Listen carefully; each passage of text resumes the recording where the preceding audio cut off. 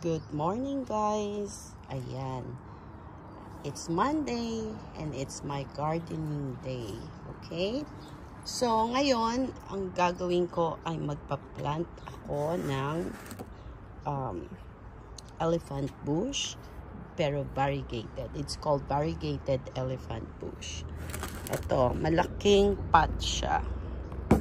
So, I love this elephant bush kasi madali siyang alagaan, hindi siya mahirap. So, here we go. Papakita ko sa inyo kung ano ang itsura ng elephant bush. Tingnan nyo, guys. Ang ganda niya, oh. Variegated yan. Kita nyo, oh. Ang ganda, diba? Yan. So, yung elephant bush na dati kong binigay kay ate, green lang siya. Pero this is variegated. Look at that. It's beautiful. So, let's start. O, diba? Ganda. Magugustuhan nyo to. It's also low maintenance. Kaya, maganda siyang paramihin. So, okay. Let's start. So, today, ang Bible verse na nabasa ko today is in Psalms 106 verse 1. Okay? Sabi doon, yan, mag-ano tayo, usap tayo. I'll give you some Bible verses each time na nagre-replant ako. And then, I'll discuss it. So, it says there, Psalms 106 verse 1, praise the Lord, for He is good. His loving kindness endures forever. Ayan. Nakita nyo, guys, dalawa pa lang, oh, napakaganda na, diba? So, as I meditate on Psalms 106 verse 1, ang nagsulat po ng Book of Psalms is si King David. Okay? Alam nyo po, siya po ay nagkasala. Pero, nagrepent po si King David sa isang bagay na sa pagkakamali niya, hindi siya nagstay na magkasala. Yung na-realize niya na mali ang ginawa niya, siya ay nagsisi. Nagrepent po siya. And from then on, hindi na siya nag-commit ulit ng pagkakasala. Okay? Yung kasalanang na-commit niya is with Bathsheba. If you read the book of yung about King David, yun ang storya niya. Siya ay nagkasala with Bathsheba. Adultery po.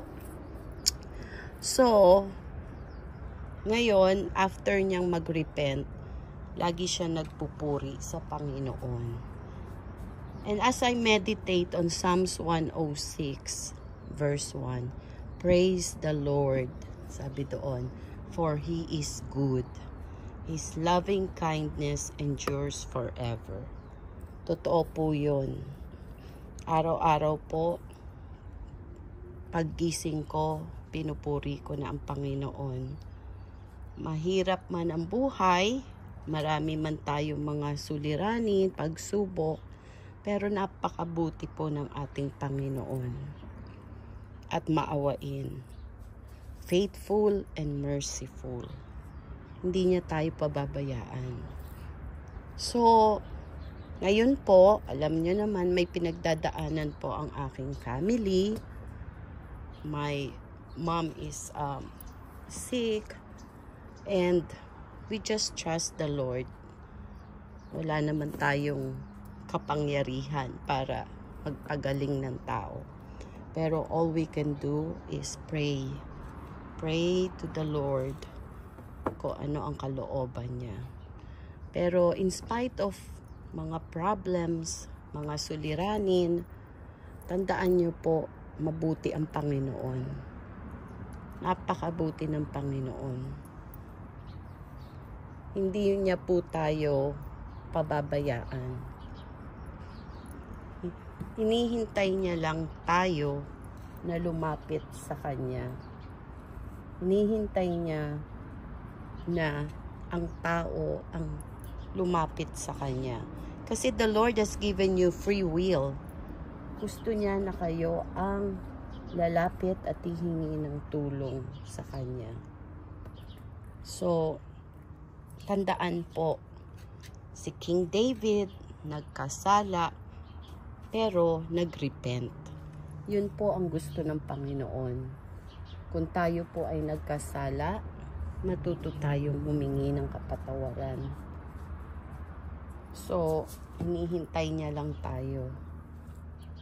Dahil sa totoo po, life testimony ko rin po yan, na kahit saang problema, kasama ko ang Panginoon. And every decision making I make, lagi ako nagpupuri sa Kanya at humihingi ng wisdom sa bawat desisyon na gagawin ko sa buhay.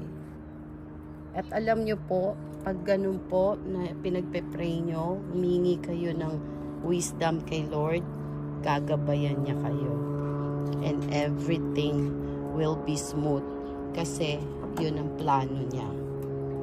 So, guys, tandaan po, mabuti ang Panginoon. He is good. His loving kindness endures forever. Praise Him lagi. Count your blessings and makikita nyo kung gaano kabuti ang Panginoon sa bawat buhay natin. Kanya-kanya po ang ating problema, kanya-kanya ang ating suliranin, pero the Lord is good. Hindi niya tayo pababayaan. Bibigyan niya tayo ng wisdom sa bawat decision na gagawin natin, and bibigyan niya tayo ng comfort and peace kung iyon ang plano niya. So, yun lang guys. I hope may natutunan kayo as we meditate on Psalms 106 verse 1. Yan po guys. So, nagustuhan nyo ba? Diba? I love this plant. This is called variegated elephant bush. Diba? Simple pero amazing. Ang ganda. Tingnan nyo, malapitan. Diba? Napakaganda, oh. Ang ganda ng color nila. So, ayan lang po. So, ayan lang po guys. Maraming salamat sa pakikinig kay Mamzi. And I hope na lagi tayong magpuri sa Panginoon. Dahil He is worth it, Lord. He deserve it. He deserve all the praises. Ang Panginoon po natin, purihin po natin lagi. Okay? And thank you for watching. God bless everyone. Bye!